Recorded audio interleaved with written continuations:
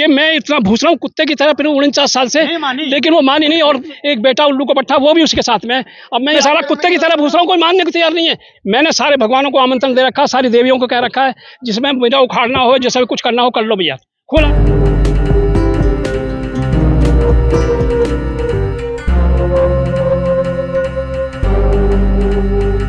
आप हैं बिलासपुर के एक प्रांगण है ये, जहाँ पर शिविर लगाया गया, समन शिविर। क्या सीख कर जाओगे यहाँ से? देखिए, मैं 2 बार आ चुका हूँ। आज एक बार पहली बार मैं आया हूँ और दूसरी बार। पहली बात तो ये है कि मुझे यहाँ से सीखना कुछ नहीं है, मैं तो बहुत सीख रहा हूँ, क्योंकि मेरी उम्र 71वीं साल में चल रहा हूँ। 50वीं साल मेरी सालगिरह थोड़े दिन बाद में होने वाली है। और मैं ये कहने वाला हूँ 49 साल मेरी शादी हो गई।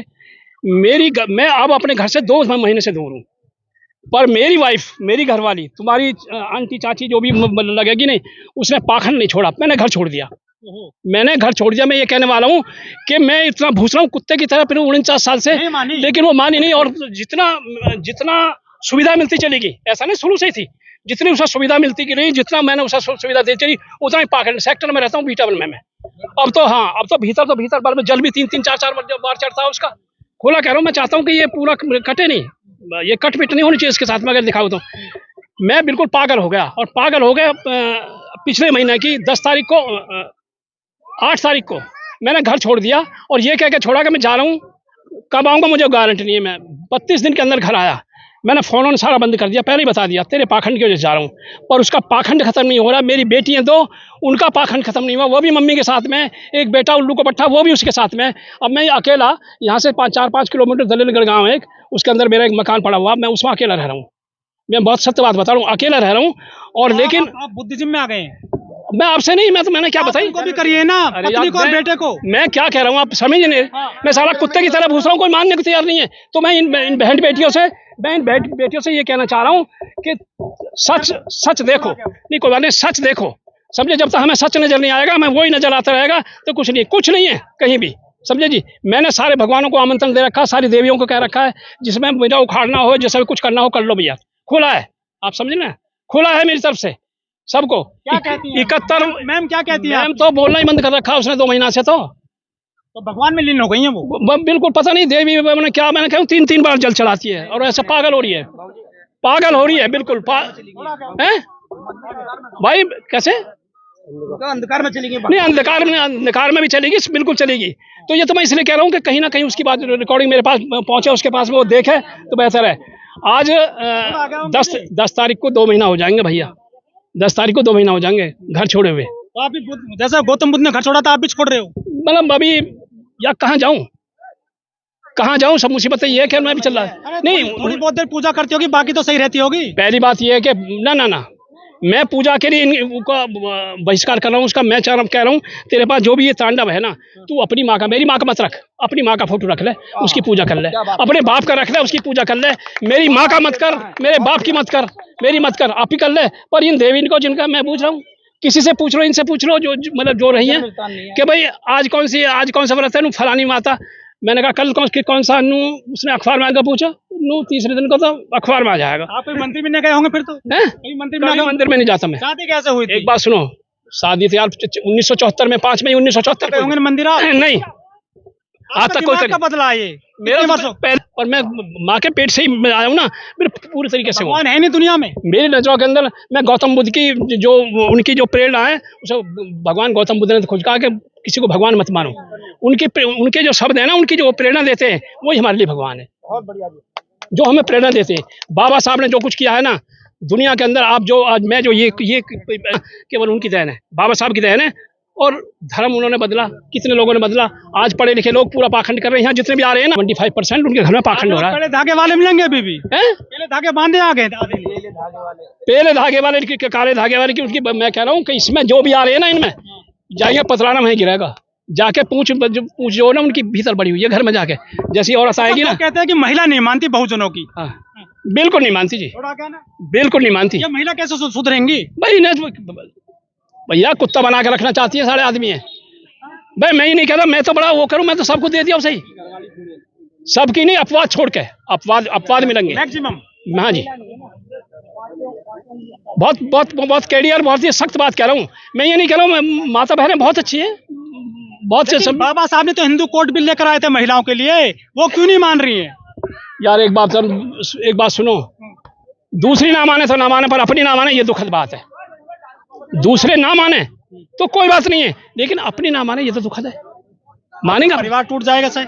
मेरा परिवार टूट जाए, कुछ भी टूट जाए, लेकिन जब तक वो उस पाखंड को अपने घर में से नहीं हटाएगी और मेरी बात नहीं मानेगी, मैं जब तक समझौता नहीं करूंगा, भले ही मैं घर नहीं जाऊंगा। बहुत बढ़िया जी, समझे बेटा, समझ रही है ना, समझ रही है। मतलब मैं घर तो मतलब मेरे पास अपने घर में मेरा अपना कमरा भी है, पर मैं वहाँ जा नहीं रहा, समझे जी।